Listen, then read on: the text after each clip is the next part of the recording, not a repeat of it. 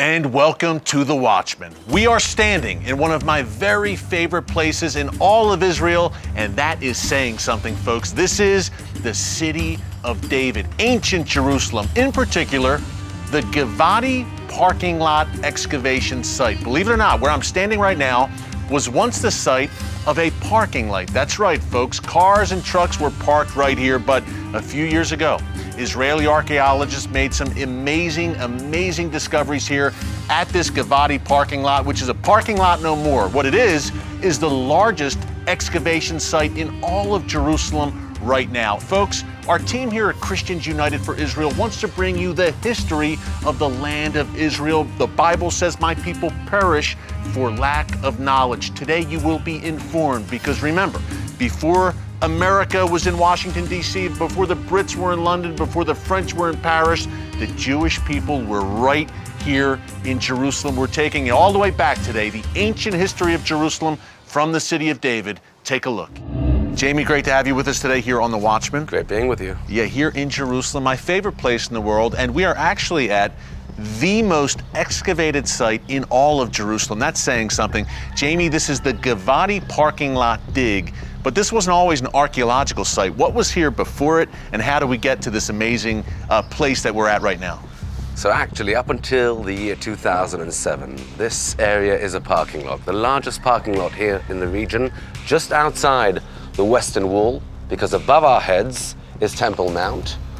Coming over here, hundreds and thousands of people visiting the Western Wall, tourists parking their cars and their buses right over here. So 2007, we would come over here, would purchase this parking lot over here, x-ray this area, finding a multiple layer hill. Where we are in the region, the Middle East, which is Syria, Lebanon, Israel these days, we would have tells. What is a tell? A tell is a multiple layer artificial hill, meaning hundreds and thousands of years ago, you would build a city in a certain area, a strategic area, say in a very important junction, okay? You'd build that city when empires come here to the region, and I just want to remind everybody that Jerusalem was conquered over 40 times in history. Empires do not come to the region with chocolates and flowers. They will come with weapons, with fire. They will burn the city. And you would want to rebuild the city, to renovate the city. So what would you do? No bobcats, no tractors. Yeah. You would level the destruction and build from above.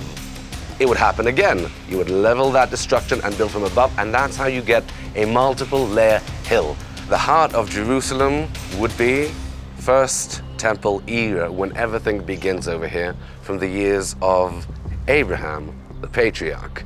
And after that, the years of Joshua, the son of Nun, and King David coming over here 3,000 years ago, capturing Jerusalem and turning it for the first time, the Jebusite city, into the capital of the 12 united tribes of Israel. And the city of David, Jamie, is one of my favorite places in all of Israel, because every day, it seems, there's some new amazing discovery here. Every day. Every day. We have at least 4 active digs going on these days, finding a numerous number of amazing artifacts, antiquities that help us understand the big picture, because finding fragments are like little pieces, small pieces of a puzzle, putting them all together and seeing the big picture. I think this may be the most fascinating spot of this entire archaeological dig. The remains of a huge Roman villa. What are we seeing here? You bet, but before we talk about what we see over here, let's just understand what era we're talking about. We're under the Byzantine era, which we find the late Roman era. This is like something in between 2nd and 3rd century BCE. What we find over here are remains of a massive villa, the largest Roman villa, an Ionic Pristillic garden that we find over here, remains of them. What is it actually all about? So actually, if we look towards that area, heading south, we can see those remains of multiple rooms just aside of us, and a stilabat right over here. Okay. These are basic of capitals, of pillars that were built over here. This is amazing. You can see the pillars. This is a classic way of building a Pristillic Ionic Roman garden up until today. This just screams Rome and Roman Empire. It does, it does. Actually, we find over here a lot of artifacts that will explain to us what was going on here during the Roman era.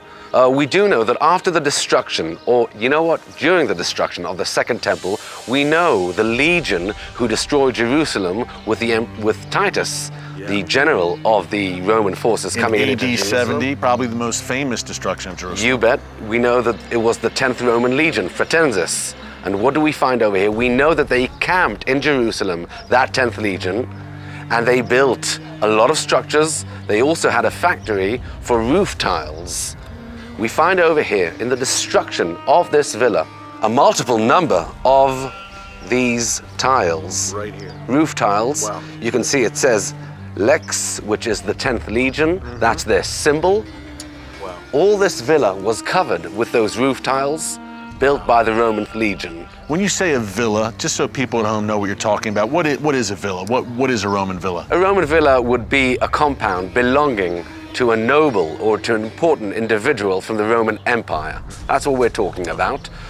Beautiful, well-designed, well-built. So some high-ranking Roman officials very likely tread this ground where we're standing right now during that period. For sure, because the other or the second largest Roman villa we find in Israel, in the land of Israel these days, is actually in Sepphoris. And that's how we're able to compare different compounds and different structures that look alike and date the exact years. I would like to share with you the findings, different findings, artifacts, antiquities that are found over here. One of them, just underneath this pillar, right where you're standing, Eric, we found this beautiful Roman golden earring. This golden earring is solid gold, a real pearl, just shows us how beautiful, how magnificent this area and this place and the life over here actually looks like. We have to try and imagine standing in the remains of this massive Roman villa, what it looked like, because we had mosaics over here, we had pillars, we had capitals from above, we had beautiful roofs with beautiful roof tiles everywhere, a garden, things growing everywhere. This is exactly how it looked like. And this is high class, I guess you would say, these gold earrings. You bet, no doubt about that. This is a high official living over here, a beautiful and impressive Roman villa. We actually find that the place had a second story to it, a second floor. You can see how wide the walls are. How do we know it had a second floor? Because we find arches and pillars, remains of them. Digging over here, Doron Ben-Ami, the archaeologist, and Yana Johanovic found inside the structure that the second story collapsed inside and destroyed everything. We still want to try and understand how it happened. So what did they find? They found that all the pillars, all the columns were fallen in the exact same direction, which is a clear evidence, no doubt about that. It occurred from an earthquake. The latest coins that are found over here in this Roman villa are from the year 360. And that was a major earthquake. It was in the year 363. A major earthquake struck the land of Israel. I want to remind everybody that we are only 10 kilometers west from the Great Rift Valley. And the Great Rift Valley is a meeting between boards. So there's a lot of seismic activity here in Israel. There is. We have a tectonic movement, pressures under the earth, under the ground, which causes a lot of earthquakes. In an average of 100 years, we have a massive earthquake occurring in this area.